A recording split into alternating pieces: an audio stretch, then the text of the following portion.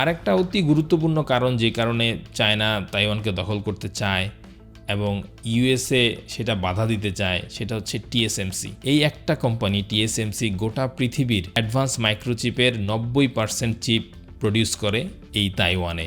Even আপনি এখন যেই কম্পিউটারে বা মোবাইলে বা টিভিতে এই ভিডিওটা দেখতেছেন, মানে 95% চান্স আছে এই ভিতরে যে চিপটা, এটা হোক ইন্টেল প্রসেসর, এএমডির প্রসেসর বা স্ন্যাপড্রাগন, 95% চান্স আছে এটা তাইওয়ানের টিএসএমসি বানাইছে।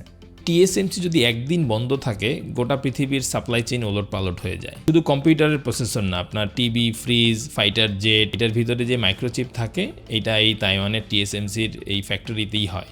এই যে এখন এআই এর এত উন্নতি দেখছি, বাট এআই এর ব্যাকগ্রাউন্ডে যেই চিপটা আসল কাজ করে, এনভিডিয়ার ডিজাইন করা H100 বা H200 চিপ, এগুলার 95%ই এখানে তৈরি হয়। এটা এনভিডিয়া ইউএসএ ডিজাইন করে আর তাইওয়ানের টিএসএমসি এটা এখানে বানায়। এই এআই চিপগুলার উপর ভিত্তি করেই এনভিডিয়া রাতারাতি $1 ট্রিলিয়ন কোম্পানি হয়ে গেছে। আমেরিকান টেক কোম্পানিগুলির কাছে যে এই টিএসএমসির গুরুত্ব কতটুকু সেটা অবশ্যই বুঝতে পারছেন। আর এই এলাকায় যে যুদ্ধ লাগলে মাইক্রোচিপ ইন্ডাস্ট্রি একটা ব্যাপক ঝুঁকির মধ্যে পড়বে এটা সবাই জানে, এবং এই জন্য আমেরিকা চাচ্ছে টিএসএমসি তার ফুল ক্যাপাসিটিতে যেন আমেরিকায় নিয়ে যায়। এজন্য তারা নানা ভর্তুকি দিচ্ছে, বিলিয়ন ডলারের অ্যাক্ট পাস করতেছে এবং ওদেরকে ওখানে নিয়ে যাওয়ার জন্য নানা প্যাকেজ ঘোষণা দিচ্ছে এবং আস্তে আস্তে চলেও যাচ্ছে। এবং ইভেন ওয়ারেন বাফেট 2022 সালে জিওপলিটিক্যাল টেনশনের জন্য টিএসএমসিতে ওনার যতগুলি শেয়ার আছে উনি কিন্তু বিক্রি করে দিচ্ছে। আমেরিকার উদ্দেশ্যই হচ্ছে চায়নার আশেপাশে কোনো অ্যাডভান্স টেকনোলজিক্যাল কোনো সেটআপ যেন না থাকে, যাতে ওরা সহজে অ্যাক্সেস পেয়ে না যায়। আর টিএসএমসি তার ফুল ক্যাপাসিটি যখন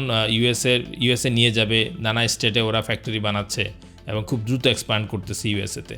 তো এইটা যখন ফুললি ওখানে আমেরিকায় শিফট হয়ে যাবে তখনই দেখবেন উস্কানির মাত্রা আরও বেড়ে গেছে। চিপ ইন্ডাস্ট্রি যদি ওখানে চলে যায় এটার গুরুত্বহীন হয়ে পড়বে তাইওয়ান।